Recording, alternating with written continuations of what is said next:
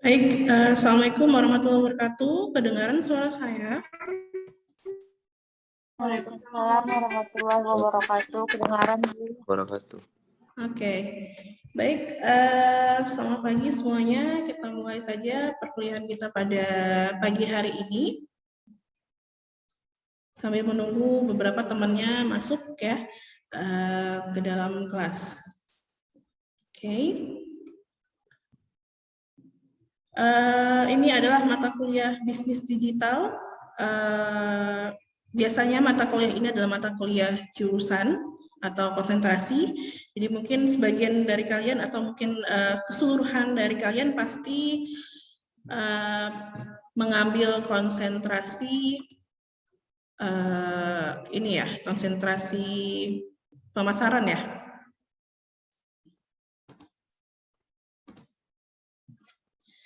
Oke. Kita mulai saja. Saya akan membagikan materi.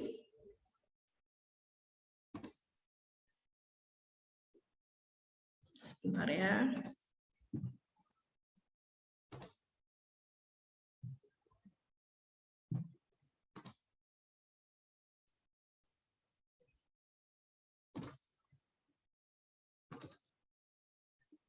Jadi pada hari ini kita akan sedikit perkenalan mengenai mata kuliah dan juga akan saya jelaskan mengenai kontrak perkuliahan.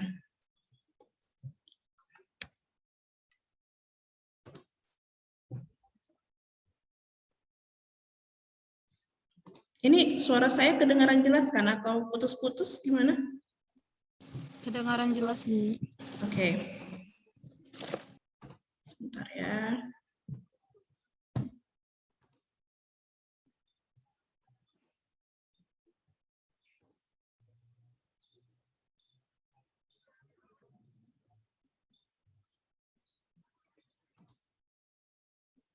Oke.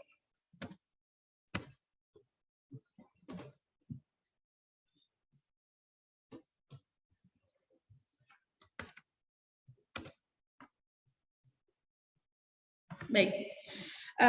Pertama kita akan membahas dulu mengenai kontrak perkuliahan kita dan juga perkenalan. Mungkin ada sebagian dari adik-adik mahasiswa sekalian baru pertama kali diajar oleh saya, tapi ada juga sebagian yang sudah pernah mungkin diajar sama saya.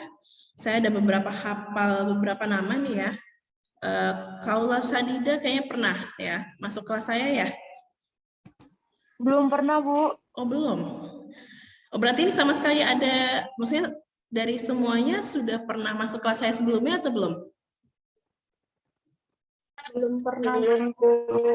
Oh satu pernah Bu. Satu pun belum pernah ya. Oke baik. Jadi kita akan sedikit perkenalan dulu. Oke, nama saya adalah Anissa Febrina Esikom MIKOM. Kalian boleh panggil saya dengan Bu Ica, ya. Lebih sering dipanggil Bu Ica daripada Bu Anissa, karena nama Anissa banyak banget ya dosen nama Anissa di Unpad. Kemudian saya S1-nya jurnalis, S2-nya juga media industri dan bisnis. Pernah bekerja di radio advertising, TV ya. Kemudian di Unpad saya pernah jadi kepala biro kesekretariatan, protokol dan humas. Kemudian kalau sekarang saya bekerjanya sebagai koordinator production startup ya di bidang graphic design, videografi dan juga fotografi. Selain itu saya juga seorang content creator. Nanti saya akan share juga YouTube ya. Nanti akan berguna untuk video pembelajaran karena nanti akan saya jelaskan metode perkuliahan kita agak sedikit berbeda dengan semester lalu ya. Nanti akan saya jelaskan. Tapi sebelumnya coba dulu. Saya kan pengen ngeliat nih muka-mukanya semua. Coba diaktifin dulu deh kameranya. Nah, gitu kan cakep gitu ya. Mungkin ada yang sebagian yang belum mandi ya kan, karena pagi-pagi banget nih kita kelasnya. Kelas jam 8.30 sudah terbiasa dengan WFH mungkin ya kan. Jadi bangun-bangunnya bangun siang gitu, tiba-tiba ada kelas pagi tuh rasanya gimana gitu ya kan. Oke, kita lanjut ya. How to connect with me. Jadi supaya komunikasi kita lancar, juga proses pembelajaran kita lancar gitu ya. Kalian bisa chat saya via WhatsApp ya, via grup juga boleh kalau ada kendala mengenai perkuliahan ataupun misalnya izin tidak masuk mungkin karena ada kerjaan di kantor, silakan chat via WhatsApp. Kemudian di Instagram, kalian juga boleh follow Instagram saya di Ica KSB, kemudian ada YouTube ya. YouTube saya yang dipakai itu yang Ica Febrina, yang Diari Dosen Muda itu kebetulan YouTube-nya agak sedikit terkendala, jadi nanti kita proses pembelajaran itu nanti chatnya, YouTube-nya kita pakai yang Ica Febrina. Kemudian email, kalian bisa simpan email ini karena nanti akan berguna untuk pengumpulan tugas ya dan lain-lain di anisafebrina@dosen.pancabudi.ac.id. Kita lanjut ke metode penilaian dalam mata kuliah ini. 10% etika. Etika ini kehadiran, keaktifan, tanya jawab, dan lain-lain. Kemudian 20% itu tugas, nanti ada tugas individu, ada tugas kelompok. 30% UTS, dan 40% UAS. Ini sudah umum ya, karena di semester-semester lalu pun juga seperti ini metode penilaiannya. Baik, kita lanjut ke tata tertib. Ya, ini mohon diperhatikan setiap dosen mungkin masing-masing punya tata tertibnya masing-masing ya. Kalau ini adalah tata tertib versi saya dan harus diaplikasikan di kelas saya. Pertama, mahasiswa wajib online dan masuk ke meeting room pada waktu yang telah ditentukan dosen. Saya akan mengabsen satu persatu mahasiswa hadir di meeting room. Yang tidak hadir ke meeting room sesuai waktu yang ditentukan akan saya anggap absen ataupun tidak akan saya terima lagi. Ini kan ada notifikasi untuk izin akses masuk. Jadi kalau sudah lewat dari jamnya, saya kasih batas mungkin 15 menit dari waktu yang ditentukan masih saya confirm. Tapi kalau misalnya di luar dari 15 menit yang sudah ditentukan, ya itu tidak saya confirm lagi untuk masuk ke dalam kelas. Oke, selanjutnya adalah link meeting room itu akan saya kirimkan H-1 sebelum jadwal kuliah. Kemudian yang ketiga, mahasiswa wajib menggunakan baju sopan, rapih saat video conference dan memilih tempat yang jauh dari keramaian supaya nggak bising gitu ya. Jadi ketika ada tanya jawab, saya bertanya, kalian menghidupkan suara supaya tidak terganggu teman-teman lainnya. Kemudian yang keempat, mahasiswa tidak dibenarkan mengikuti kuliah online sambil makan, berbaring di tempat tidur, ngobrol, dan lain-lain. Jadi tolong dijaga tata keramanya terhadap dosen. Selanjutnya, mahasiswa wajib mengaktifkan layar video kamera, baik di HP ataupun laptop, ya tidak boleh black screen seperti yang di awal tadi. Jadi tolong dihidupkan kameranya. Kalau misal, tapi saya rasa pagi-pagi ini semua kelas reguler itu tidak ada yang bekerja ya, kalau saya rasa ya. Tapi pun kalau misalnya ada yang bekerja, boleh izin ke saya untuk black screen ya. Maksudnya bekerja, sedang meeting, sedang rapat atau segala macam, boleh black screen ya. Kemudian saat dosen ataupun teman yang lain bertanya atau berbicara, itu mahasiswa wajib menonaktifkan suara ya. Kemudian mahasiswa harus bicara satu persatu saat video conference berlangsung. Oke. Nah, apa yang harus kamu siapkan ya? Kalau yang namanya kuliah itu pasti perlu persiapan. Nggak mungkin kita kuliah sekedar mendengarkan udah selesai gitu ya. Pertama, listen. Matikan mute suara ketika dosen sedang mengajar dan hidupkan suara jika dosen meminta untuk berbicara. Kemudian respect ya, hargai dosen dengan menghidupkan kamera di Zoom. Jadi jangan dimatikan selama kelas berlangsung. Kalau misalnya mau ke toilet, oke lah dimatikan, gitu ya. dan segala macamnya. Kemudian write ya, paling nggak kalian kalau kuliah pasti ada nyediain buku, kertas, atau sekarang gadget, handphone, segala macam gitu ya. Jadi ketika saya menjelaskan poin-poin penting yang saya jelaskan bisa kalian catat ya, karena itu nanti akan berguna sekali untuk kalian ketika UTS ataupun UAS, hal-hal penting yang mungkin terlewatkan. Ya, kemudian speak ya, ada tanya jawab, ada diskusi, ada sharing, kita akan banyak melakukan hal itu. Lanjut, kita akan memaparkan mengenai metode kuliah ya. Ini dari awal saya bilang metode kuliah sekarang ini agak sedikit berbeda gitu ya. Pertama adalah metode kuliah untuk pertemuan 1, 2, dan 3. Oke, sebentar. Oke, metode pertemuan 1, 2, dan 3. Itu kita akan lakukan tatap muka via Zoom dan akan saya record dan diupload ke YouTube. Ya, karena sekarang ini di Unpad harus diupload ya untuk bukti ngajar ya. Memang kalau ya kita bicara soal teknologi, terus juga adanya pandemi seperti ini gitu ya, banyak perubahan yang terjadi dari segi pendidikan, mungkin dari tempat kalian bekerja atau tempat kalian beraktivitas dan lain-lain. Jadi pertemuan 1, 2, 3 itu akan tatap muka seperti ini, bukan tatap muka sih, tatap maya bahasanya ya, tatap maya seperti ini. Kemudian nanti di pertemuan 4, 5, 6, dan 7, 4 pertemuan, saya akan mengirimkan video pembelajaran di YouTube. Jadi kalian tonton di YouTube, kemudian nanti akan menjawab pertanyaan yang saya berikan. Nanti kita diskusikan nih mengenai materi tersebut ya.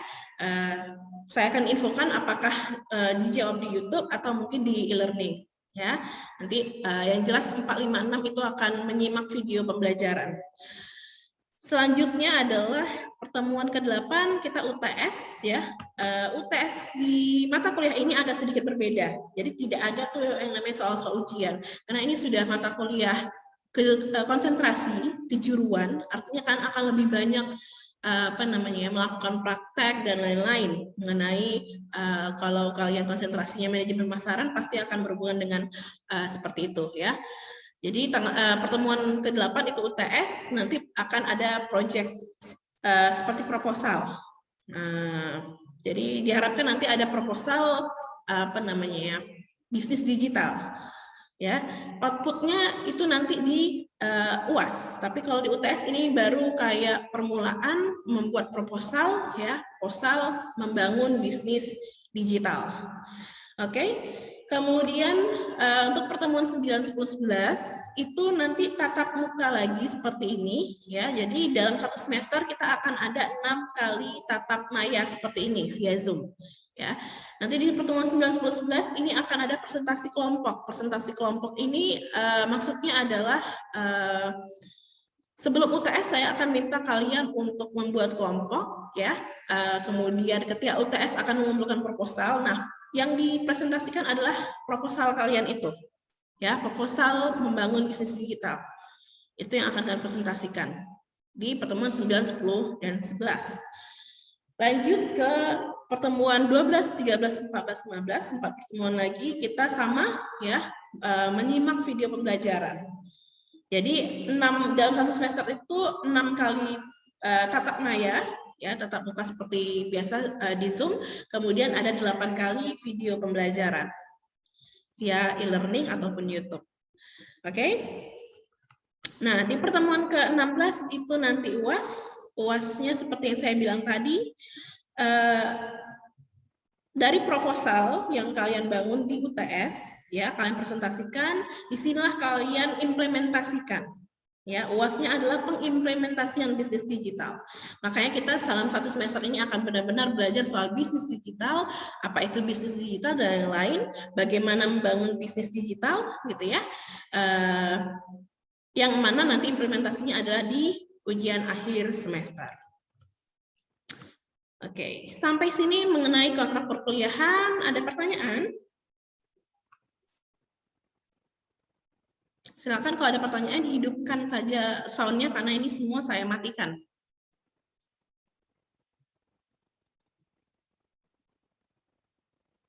Ada atau tidak? Kalau tidak ada pun nggak apa-apa.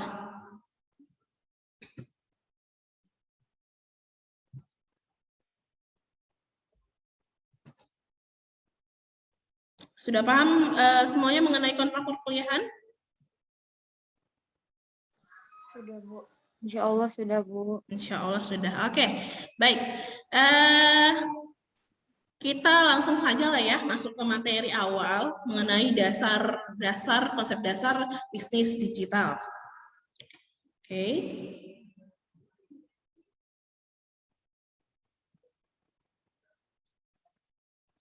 Pertama kita akan bicara dulu mengenai revolusi industri.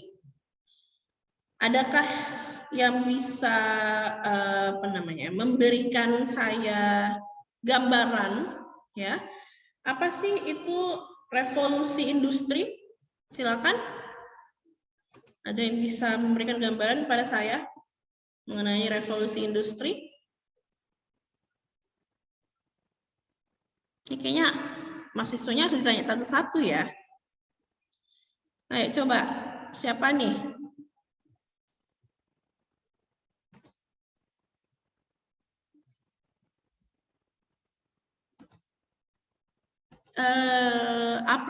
Apri Hasanah, coba. Revolusi industri menurut kamu apa? Menurut saya revolusi industri itu berarti resolusi kan itu kayak perubahan atau perkembangan gitu kan, Bu. Berarti dia revolusi industri itu perkembangan atau perubahan yang terjadi dalam industri gitu. Oke, boleh, benar. Yang lain, pendapat lain? Coba saya tanya Alfriansah. Silakan, Alfri. Masa sama jawabannya? Beda dikit lah. Coba. Ya, itu juga, Bu. Revolusi itu kan istilahnya perkembangan, pertumbuhan. Ya, kalau industri itu ya mungkin itulah tadi perkembangan industri dari tahun ke tahun.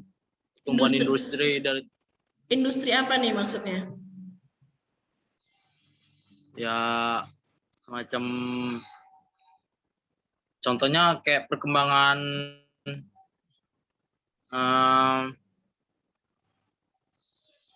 Apa?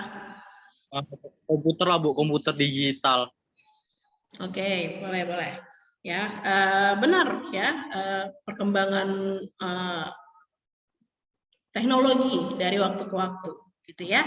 Jadi kita bahas dulu nih, industri kan ada macam-macam nih, industri 1.0, ya kan, 2.0, 3.0, 4.0, ya. Kita akan bahas satu persatu. Di industri 1.0, ya, ini pertama kali terjadi di Inggris itu pada abad ke-18,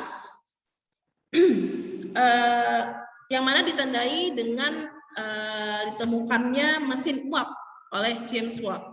Makanya di tahun 1784, gitu ya. Di sini ada mechanical production water and steam, mesin uap oleh James Watt. Yang mana dengan adanya ditemukannya mesin-mesin ini, gitu ya, mempermudah dan mempercepat pekerjaan manusia. Kemudian masuk di era industri 2.0. 2.0 ini terjadi di awal abad ke-19, ya, yang mana ditandai dengan penggunaan teknik baru berupa mesin motor, ya, mesin bermotor dan yang berbahan bakar listrik ataupun bensin, ya, electric power assembly line mass production di awal abad 19. Kemudian masuk ke industri 3.0. Industri 3.0 ini sudah mengedepankan automation, computers and electronic, ya. Adanya teknologi digital itu internet itu sudah masuk di industri 3.0, gitu ya. terus juga penggunaan alat-alat internet, elektronik itu di era industri 3.0. Kemudian masuk ke era industri 4.0, ya di era sekarang 4.0. Itu berupa cyber physical system, Internet of Things, smart technologies, ya, yang mana secara resmi ini di tahun 2011 masuk era 4.0, ya. Yang mana di konsep revolusi industri 4.0 ini itu pertama kali dikenalkan oleh Profesor Klaus, seorang ekonom asal Jerman, yang mana ia menyatakan bahwasanya di era 4.0 ini itu secara fundamental bisa mengubah cara hidup kita, ya kan, cara bekerja kita, kemudian terkoneksi dengan satu sama lain, itu diwujudkan di era 4.0 di sekarang ini, gitu ya. Nah, kita masuk ke transformasi digital. Transformasi digital di sini ditandai dengan adanya perkembangan jaringan yang luas, kemudian pergeseran cara komunikasi, serta perubahan gaya hidup masyarakat. Kalau mungkin dulu kita gaya hidup zaman-zaman tahun 90-an gitu ya, masih kebiasaan-kebiasaan kita kayak misalnya main di luar bersama teman-teman, ya kan, sore-sore ada yang ngajakin main yuk apa gitu kan, main engklek kayak apa gitu kan, main peta umpet dan lain-lain gitu kan. Tapi sekarang di era sekarang ini gitu ya, di 4.0 seperti ini, dengan adanya digitalisasi, orang kalau bahasa ininya nobar yuk nobar apa gitu kan, terus mabar nah gitu kan, main bareng Mobile Legend kayak gitu. Jadi udah perubahannya ini udah luar biasa gitu ya. Mungkin kalau saya teringat banget nih zaman saya kecil dulu, kita nggak pun kalian sebenarnya juga belum diperkenalkan dengan gadget-gadget yang macem-macem gitu ya. Zaman-zaman kita tahun 90-an gitu kan, tahun 2000-an, kita masih yang ketemu sapa temenku, jumpa yuk apa sih, masih mau. Tapi kalau sekarang ini gitu kan, apalagi ditambah dengan pandemi seperti ini, kita tuh kayak jadi takut sama orang gitu kan. Akhirnya yaudah telepon-teleponan aja, WA-WAan aja ya. Digitalisasi itu benar-benar dipakai banget, apalagi di era pandemi seperti ini. Oke.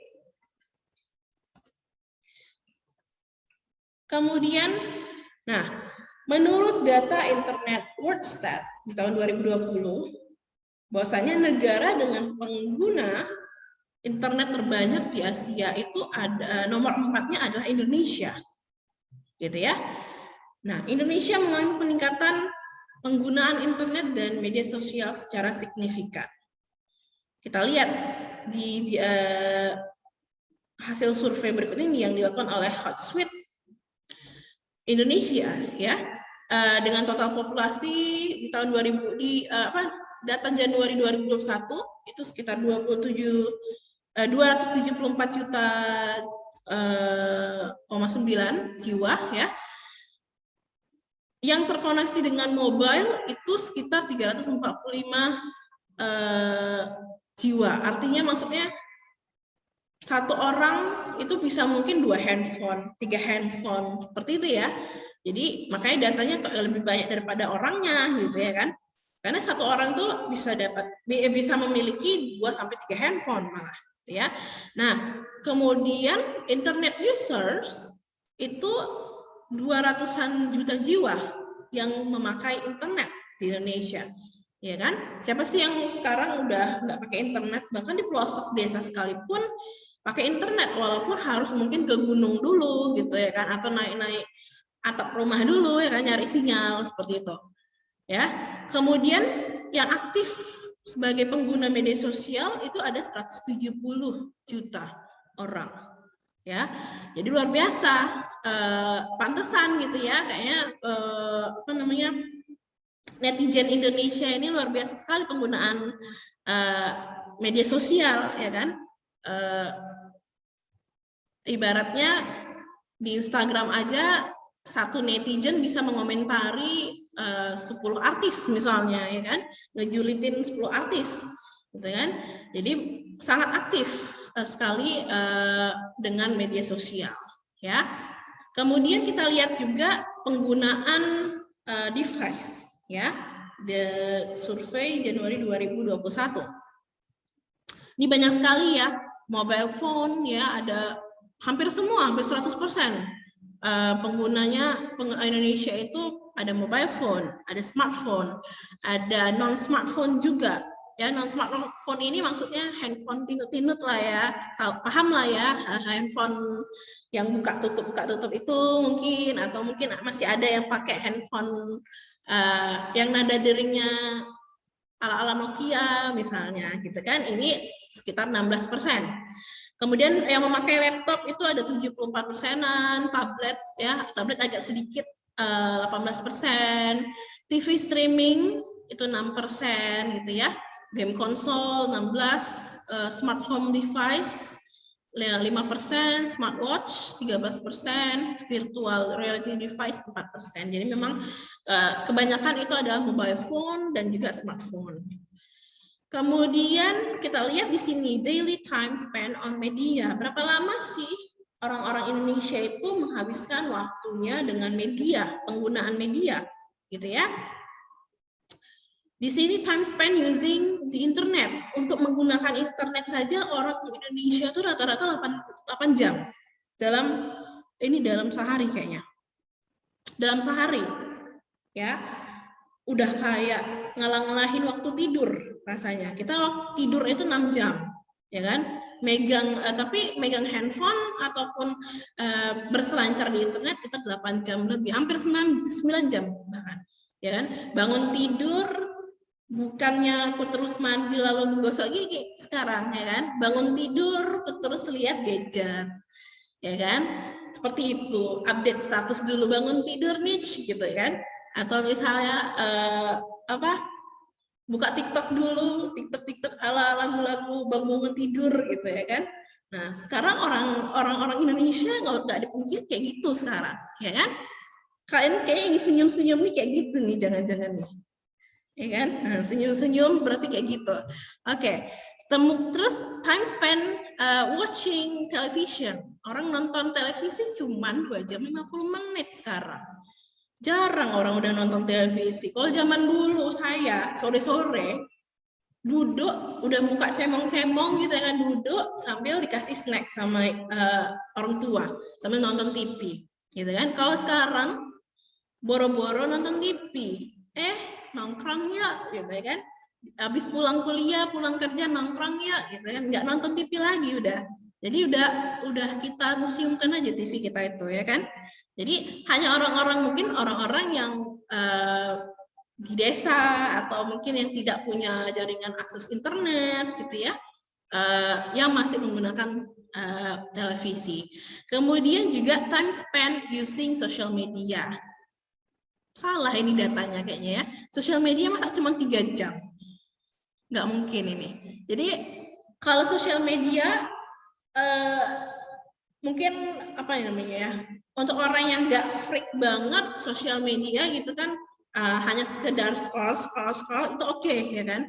Tapi kalau untuk orang yang memang pekerjaannya berkaitan dengan sosial media, mungkin dia akan lebih banyak habiskan waktu untuk spending in social media, ya. Kemudian ada juga time spent reading press media. Ini sudah sangat sedikit sekali. Press media ini baik online maupun physical print yang dicetak, ya kan. Udah berapa persen gitu ya, orang udah jarang nonton berita, ya. Lebih banyak sekarang nonton berita via lambe turah misalnya, ya kan, daripada berita detik.com ataupun koran Tribun. Sekarang udah jarang sekali, ya kan. Kalau udah mencari berita, udahlah kita nonton YouTube aja lah, atau misalnya lihat berita nengok lambe turah aja lah, kayak gitu ya kan. Udah seperti itu sekarang ini. Tuh. Ini juga listening music. ya 1 jaman lebih juga orang streaming musik, kemudian mendengarkan radio. Waduh, ini cuma 33 menit orang mendengarkan radio, itu pun udah jarang ya. Walaupun di handphone mungkin ada radio, tapi udah jarang sekali orang menonton radio, mendengarkan radio. Mungkin mendengarkan radio saat misalnya yang bawa mobil sambil dengerin apa gitu kan, sambil jalan dengerin radio, cuman seperti itu gitu. Jadi udah sangat sedikit sekali orang menghabiskan waktu mendengarkan radio. Kemudian juga time spending listening podcast, ya, orang belum terlalu banyak mendengarkan podcast, tapi beda dengan menonton podcast ya. Menonton podcast itu kan masuk ke jaringan internet. Tapi kalau misalnya live ya sama sih dengan spending listening itu mungkin lebih kepada kayak Spotify itu kan ada kayak bisa podcast ya, Spotify dan lain-lain. Kemudian juga time spending playing video games, orang masih sekitar 1 jaman lah ya main game gitu kan, kecuali kalau yang memang kalau dia nih main Mobile Legend bisa sampai berapa jam gitu ya, nggak mungkin cuma 1 jam main Mobile Legend. Ini biasanya laki-laki nih yang main Mobile Legend, ya. Nah, kita masuk lagi lihat penggunaan sosial media, ya. Data Januari 2021, Facebook masih mendominasi ya penggunaan social platform. Facebook, kemudian YouTube, dilanjutkan WhatsApp ya, FB Messenger, Instagram, dan yang terakhir ini kayak Twitter udah jarang sekali orang main ya. Kalau zaman dulu masih terkenal gitu kan, tapi Twitter sudah sangat jarang sekali orang main. Dan yang paling terakhir itu adalah Quora. Ini saya nggak tahu nih sosial media Quora ini yang mana, baru pertama kali dengar juga. Oke. Sampai sini ada pertanyaan sebelum saya masuk ke materi berikutnya? Silakan.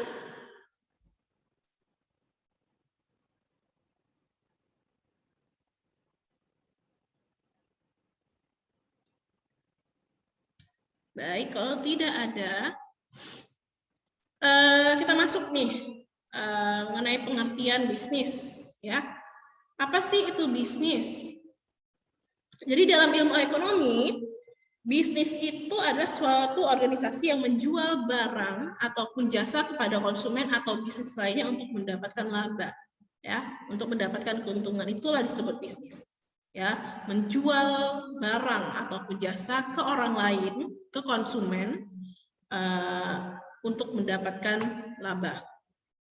Oke. Menurut para ahli,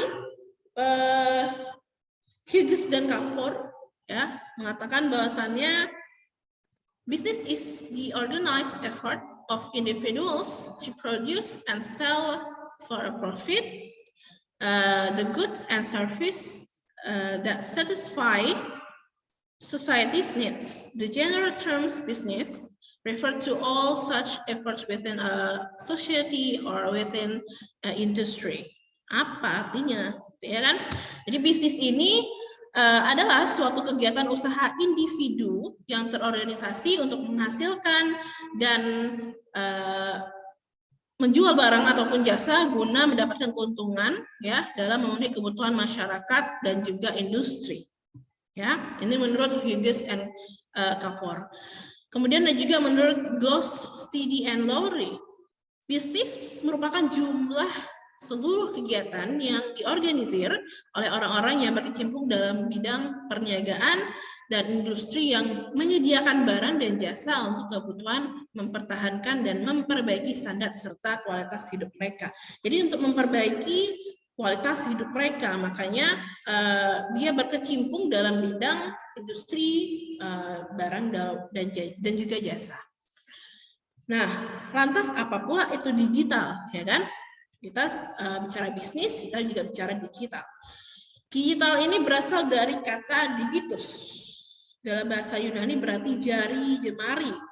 Ya, jadi digital ini adalah penggambaran dari suatu keadaan bilangan yang terdiri dari angka 0 dan 1 atau on atau off. Ya, istilahnya adalah binary digit.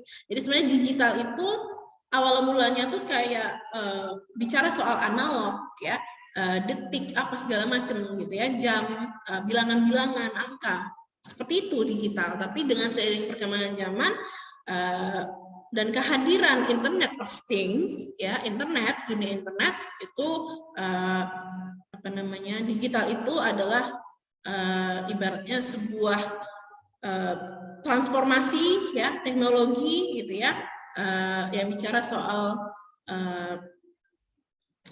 teknologi, ya, ataupun angka, bilangan yang bahasanya tidak terhingga gitu ya. Kemudian, nah, digitalisasi menyentuh setiap bagian dari kehidupan kita. Ya, dia ini mempengaruhi bagaimana cara kita bekerja, bagaimana kita berbelanja, berpergian, bagaimana mendidik, bagaimana mengelola, dan juga bagaimana hidup. Ya, sadar nggak? Misalnya nih bekerja, dulu mungkin bekerja kita secara manual, tapi dengan adanya apa namanya, Excel, ya kan? Bahkan dulu awal-awal muncul digital ada kalkulator disebut digital ya, kalau digital yang analog gitu ya. Kemudian bagaimana berbelanja mungkin kita secara tradisional, ya kan, bayar juga dengan cara cash. Sekarang kita tinggal gesek, ya kan, ataupun sekarang tinggal buka Shopee, buka Tokopedia gitu kan, check out gitu kan, sudah bisa berbelanja gitu kan.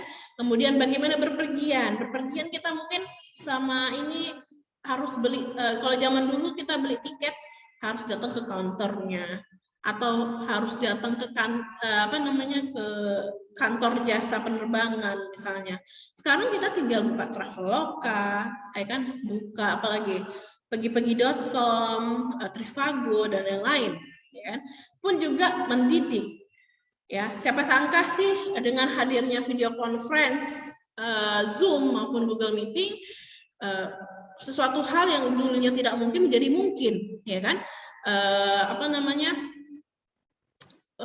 Dulu kita ngajar, oke, biasa hihi di kelas seperti gitu ya, tapi tiba-tiba ada pandemi seperti ini, akhirnya digitalisasi ke apa namanya, internet gitu ya. Jadi tatap mukanya via internet. Coba bayangin misalnya nih pandemi, tapi belum ditemukan yang namanya video conference. Mau seperti apa kita cara berkomunikasi? Itu tidak mungkin cuman via WhatsApp-WhatsAppan misalnya gitu kan. Bu, apa kabar? WhatsApp, Bu, ini apa itu ini dalam, cobalah kalian bayangin di WhatsApp itu ya kan, saya menjelaskan apa itu ini, aduh, gimana membacanya gitu ya. Misalnya 50 orang mahasiswanya saya harus baca 50 gitu misalnya. Tapi dengan adanya apa namanya, tatap maya seperti ini, video conference seperti ini, proses belajar mengajar pun kita enak. Saya bisa tahu mahasiswa saya gitu ya. Oh, si ini si Alfarizi, si ini si Desi gitu kan. Oh, ini si Rini gitu kan. Kalau tidak, kita tidak akan pernah melihat satu sama lain. Seperti itu ya. Jadi digitalisasi ini sangat dan sudah menyentuh setiap bagian kehidupan kita. Nah, apa itu bisnis digital? Ya, gabungkan aja gitu ya, tadi pengertian bisnis dengan digital gitu ya. Bisnis yang menggunakan teknologi sebagai keunggulan dalam operasi internal maupun eksternal untuk kepentingan internal dia, ya, kepentingan internal bisnisnya ataupun untuk kepentingan eksternal dari bisnisnya. Itu bisnis digital. Jadi sekarang ini ya, pertanyaannya tuh bukan lagi what is your business? Apa sih bisnismu? Kok bisnis apa? Kok buka apa? Kok usaha apa? Nggak lagi pertanyaan seperti itu, gitu ya. Tapi orang akan bertanya, how is your business? How is your digital business model? Mana sih model bisnismu? Model digital bisnismu kayak mana? Bukan lagi orang nanya, kok usaha apa? Oh, usahaku usaha online. Oh, online itu kan model. Ya, usaha online itu adalah digital business model, gitu. ya kan? Jadi orang akan bertanya, how is your digital business model sekarang ini, daripada ketimbang bertanya apa bisnismu, what is your business. Kemudian apa pula gitu ya bisnis digital business model itu, gitu kan? Sebentar. Jadi ada beberapa digital business model, ya. Pertama adalah open market. Open market di sini adalah semacam penggunaan transaksi, ya, transaksi penjualan gitu kan, bisnis dan lain-lain yang sifatnya kayak lebih bicara soal keuangan, ya. Jadi kayak contohnya misalnya eBay, gitu ya. Kemudian ada juga aggregation. Sebentar ya.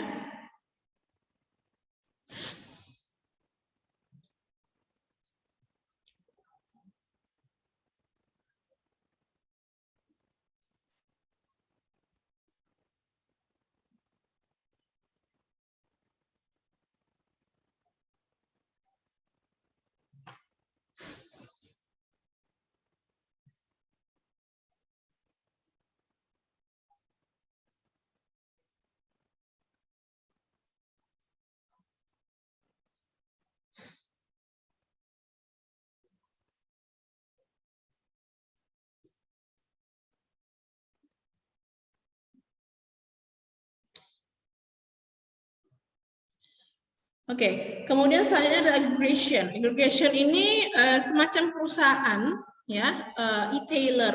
E-tailer ini internet atau digital tailor retail gitu ya, yang mengumpulkan beberapa produsen dan menawarkan produknya kepada pelanggan. Jadi contohnya kayak Lazada, Zalora gitu ya. Itu aggregation. Kemudian ada portal. Portal ini adalah semacam menawarkan jasa pencarian konten, berita, email, dan lain-lain. Ya, itu contohnya kayak yahoo.com, google.com, itu disebut portal. Kemudian model bisnis digital content provider. Content provider ini penyedia informasi seperti surat kabar dan juga majalah, yang mana pendapatannya ini berasal dari iklan dan juga biaya langganan. Contohnya ada detik.com, fifa.co.id, ini disebut model bisnis content provider. Kemudian ada juga model bisnis broker elektronik. Broker elektronik ini semacam perantara elektronik ya untuk melakukan transaksi. Misalnya kayak ago.com, e-trading.com gitu ya. Kemudian ada juga service provider, ini lebih kepada penjual jasa ya lewat online ya, lawinfo.com, xdrive.com, semacam itu. Itu sekarang orang akan bertanya, apa sih kok model bisnis digitalnya apa gitu kan? Oh, aku model bisnis digitalnya apa namanya? Portal loh, aku suka bikin berita-berita apa misalnya ya kan, oh berarti kok tentang content provider misalnya kayak gitu, atau misalnya model bisnisnya kayak penyedia jasa, aku menjual jasa fotografi gitu kan, videografi jasanya sama aku aja, oh ya di service provider misalnya kayak gitu. Itulah sekarang digital business model. Nah, kata Bill Gates ya, if your business is not on the internet, then your business will be out of business. Ya, kalau bisnismu tidak kepake internet itu, itulah bahasanya ya kan, maka bisnismu itu akan bangkrut. Itu kata Bill Gates. Ya, apa pula maksudnya? Coba siapa yang bisa jelaskan saya? Silakan, satu orang, dua orang.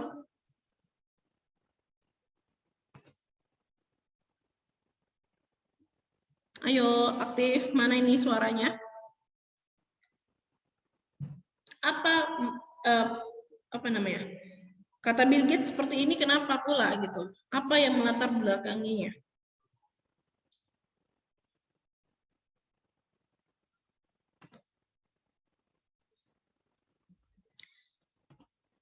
Cobalah dulu Rini Nurul. Coba.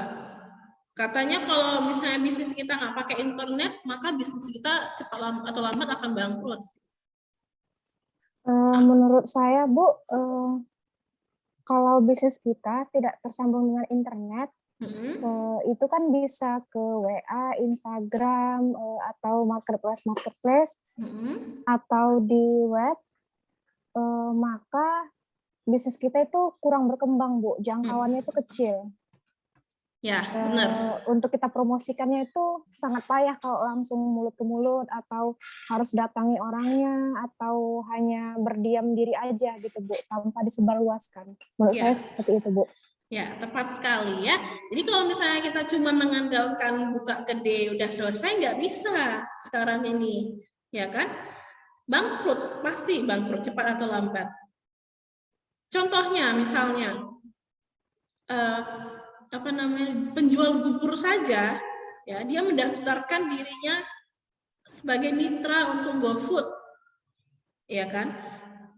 Artinya mau tidak mau sekarang ini, di zaman sekarang ini harus seperti itu. Kalau cuma mengandalkan orang sekedar lewat, ya kan, beli punya kita, nggak bisa, gitu. Orang paling tidak harus masuk ke dunia digital, gitu ya. Paling nggak mendaftarkan sebagai mitra GoFood, ya kan. Dengan mendaftarkan misalnya sebagai mitra GoFood atau GrabFood misalnya, ya orang dengan jangkauan di pelosok sana mungkin yang masih dalam jangkauan ya, maksudnya 5 km, 4 km pun ada bubur ini gitu, masih bisa pesan diantar sama Gojeknya, kan seperti itu. Jadi memang harus gitu, tidak bisa mengandalkan oke, aku tunggu aja lah di kedai ini, mana tahu ada yang lewat beli gitu kan. Mau mengharapkan seperti itu lama-lama bangkrut, percayalah. Kalau sekarang ini nih misalnya kalian jualan baju, buka toko, cuman sekedar buka toko mengharapkan orang sekarang datang, kapan mau ininya gitu loh, kapan mau suksesnya? Paling enggak, oke, aku buka Instagram online shop ini, ya kan? Atau enggak, paling enggak aku daftarkanlah ke Shopee tokoku, supaya orang mungkin dari luar pulau Jawa atau pulau Sumatera bisa beli baju. Itu kan seperti itu sekarang ini. Itulah maksud dari if your business is not on the internet, then your business will be out of business. Ya, saya pahami ya di sini. Nah, terakhir, menurut kalian bisnis digital apa sih yang sekarang ini menguntungkan untuk dibuka? Coba, saya pengen pendapat kalian. Menurut kalian, bisnis digital apa yang menguntungkan di era sekarang ini? Yuk, silakan. Ini kayaknya harus ditanya satu-satu nih, nggak ada yang berani buka suara gitu. Ini orang bisnis harus komunikasinya bagus ya, karena nanti semester depan sih. Jadi ada mata kuliah, ada kurikulum baru, mata kuliah komunikasi bisnis. Di situ kalian akan diajarkan bagaimana how to communicate, berkomunikasi. Artinya kalau orang pemasaran, orang bisnis itu harus pandai komunikasi, gitu ya. Coba keluarkan pendapatnya, silakan.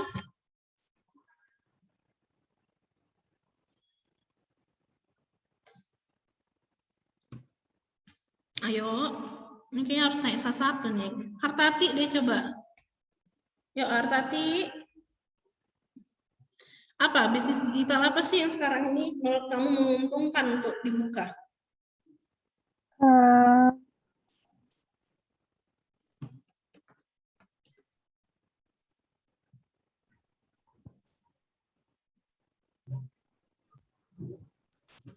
Kalau yang menguntungkan sih Bu, menurut saya ke konten, buat konten apa masak gitu. Gara-gara kalau misalnya entah buat konten masak atau sesuatu hal yang lebih kreatif atau lebih lucu yang bisa ditengok sama orang-orang. Soalnya kan kita udah tahu ya, kalau misalnya kita main TikTok pun kalau misalnya kita menggunakannya itu dengan bagus bakalan dapat uangnya dari TikTok, gitu juga kalau misalnya kita gunain YouTube bakalan dapat uangnya dari YouTube gitu. Oke. Menurut saya itu sih Bu. Ya, bisa, benar. Yang lain gimana? Contoh lain, coba kita tanya sama Mei. Mei Hamnur, gimana menurut Mei? Bisnis apa yang menguntungkan di era sekarang ini? Banyak loh nih contohnya. Di kehidupan kita sehari-hari pun kita sering ada. Suaranya Mei, diaktifkan dulu. Oh iya, kalau Mei lebih ke ini ya Bu, jualan makanan kayak gitu. Jual makanan dengan konsep apa nih?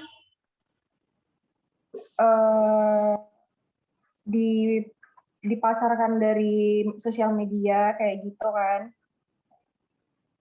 Ya, bisa. Kenapa? Karena ini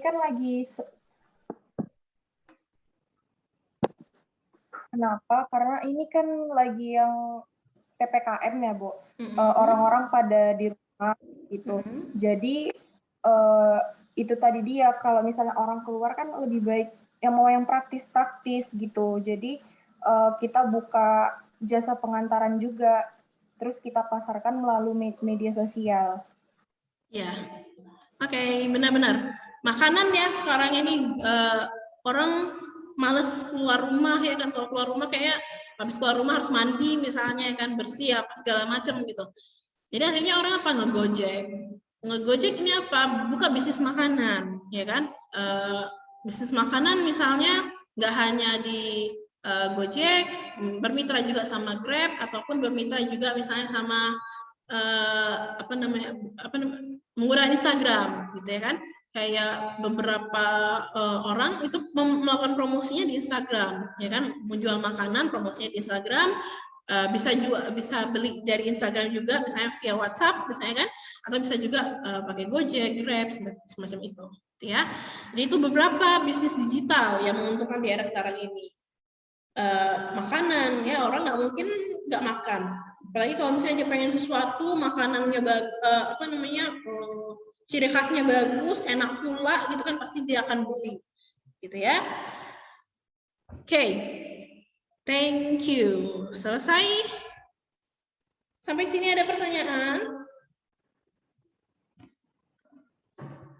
Silakan kalau ada pertanyaan. Ini tahu nggak artinya apa bawahnya? Yang cewek-cewek biasa tahu nih. Nggak tahu?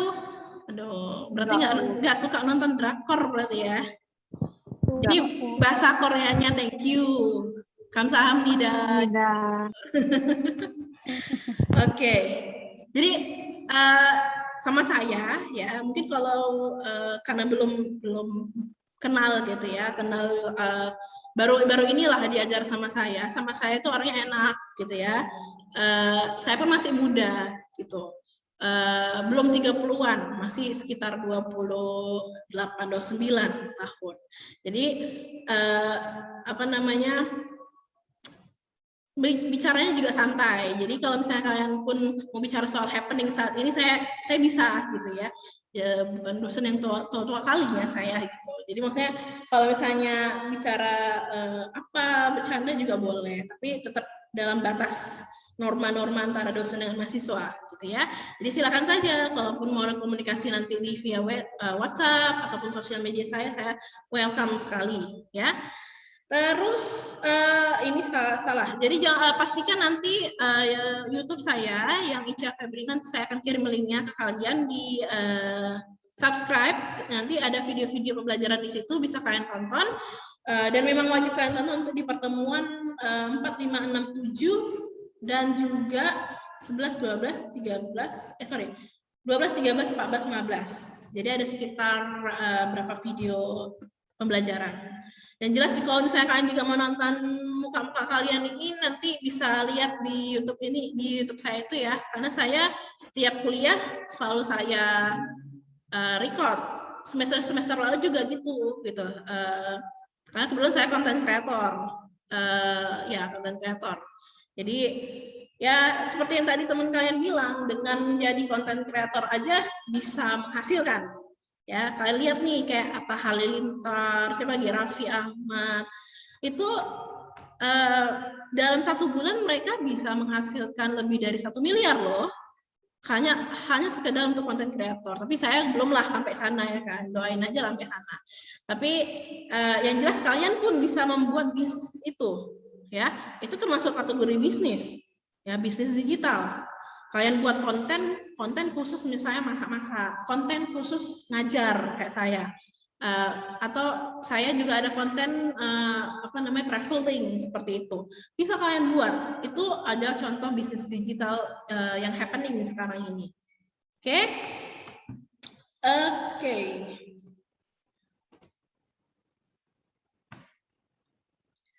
Oke, baik. Sampai sini ada pertanyaan lagi kira-kira? Nggak ada, Bu. Pas ya, udah lengkap ya, sudah semua tersalurkan, ya kan? Oke, baik. Sebelum kita akhiri, saya foto dulu. Ya, saya mau foto kelas dulu. Jadi semua buka kameranya.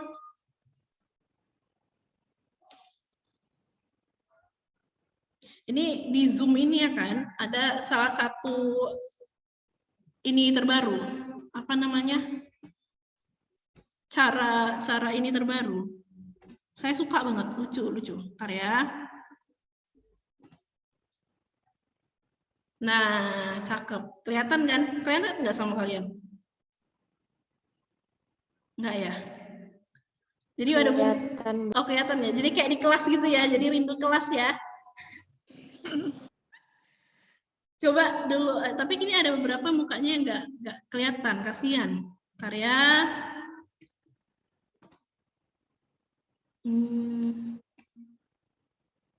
Ini kayaknya bisa deh. Nah, ini kayak kelihatan mukanya semua. Oke. Baik ya, saya capture dulu senyumnya. Semua senyum, mau gaya boleh, ya kan? 3, 2, 1.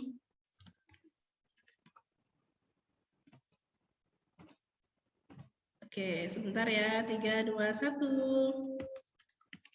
Oke. Selesai.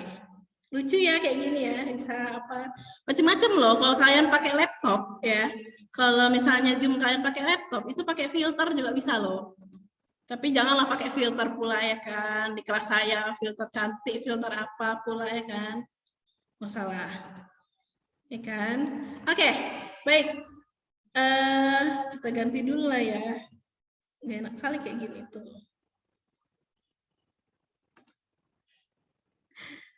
Lucu-lucu.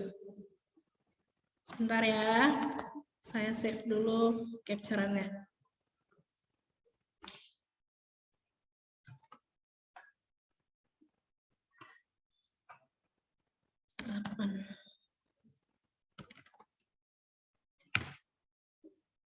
Ini semua sudah pada makan nggak? Jam segini? Belum, kok. Belum, ois. Ya, silakan makan di rumah masing-masing ya. Tunggu. Oke. Bukan, salah. Mana ya? Kok saya jadi... tunggu. Oh, salah. Saya gaptek jadinya. Oke.